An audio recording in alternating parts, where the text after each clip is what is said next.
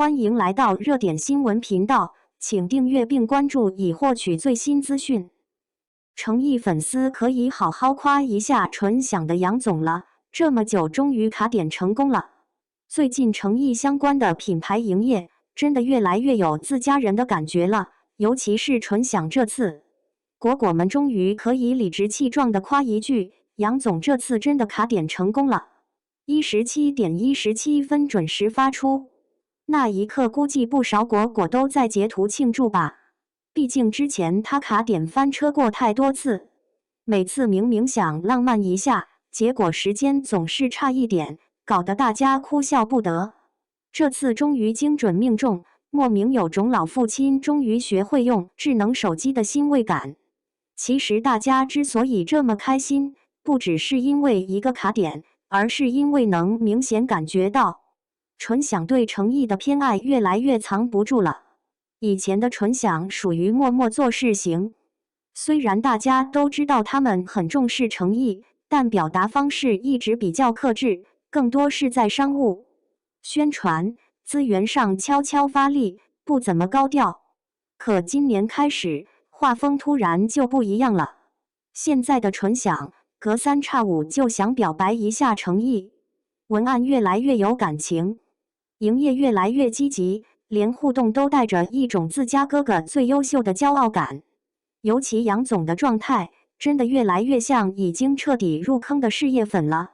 很多时候，你甚至能感觉到，他发那些内容的时候，已经不是单纯站在品牌方角度，而是真的带着欣赏和喜欢。而这种感觉，和李子园的小老板特别像。之前李子园的小老板那句投很多广告只是想让更多人看到诚意，真的特别戳人。因为那句话里没有什么商业术语，也没有高高在上的品牌姿态，反而像一个真心喜欢艺人的普通观众。现在再看纯享，杨总说纯享有预算，但他自己没有，所以愿意自己多投广告，那种熟悉的果味儿一下就出来了。说到底，他们会这样，其实是因为诚意本身就很容易让人产生一种想帮他被更多人看见的心情。很多老粉应该都记得，诚意以前说过，觉得是不是因为自己还不够努力，所以才没有被更多人看到。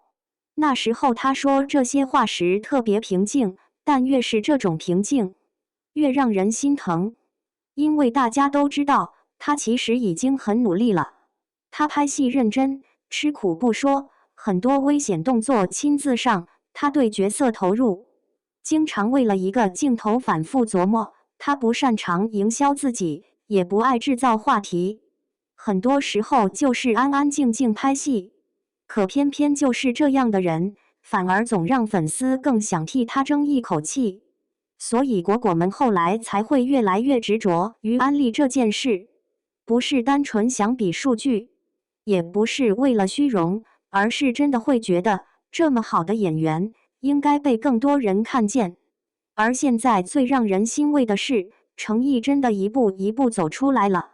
越来越多的人开始注意到他的演技，注意到他的角色塑造能力，也开始发现他身上那种很难得的真诚感。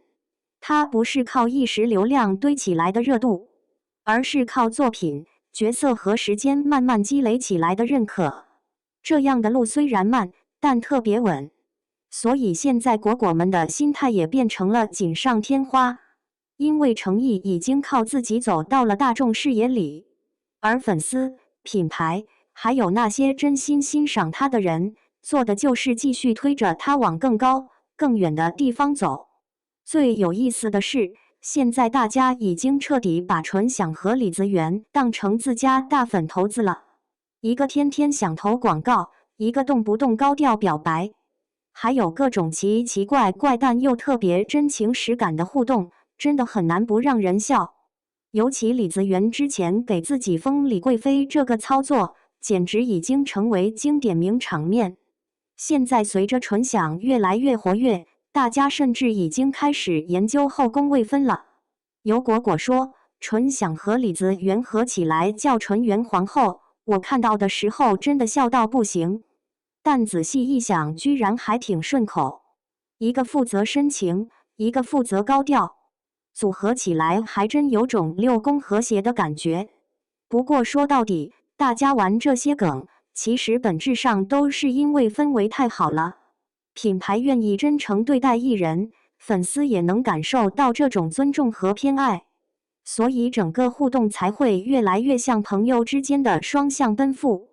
当然，如果真要论皇后之位，很多果果 probably 还是会坚持，那必须留给果果们自己。毕竟一路陪着程毅走过来的是粉丝，在他低谷时替他说话，默默支持他的也是粉丝。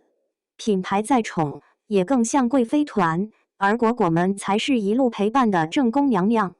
但换个角度想，其实大家根本不用争，因为现在这种状态已经很好了。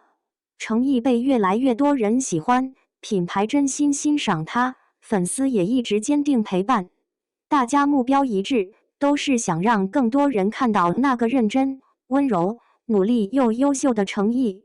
而对于果果来说，大概没有什么比这更幸福的事情了。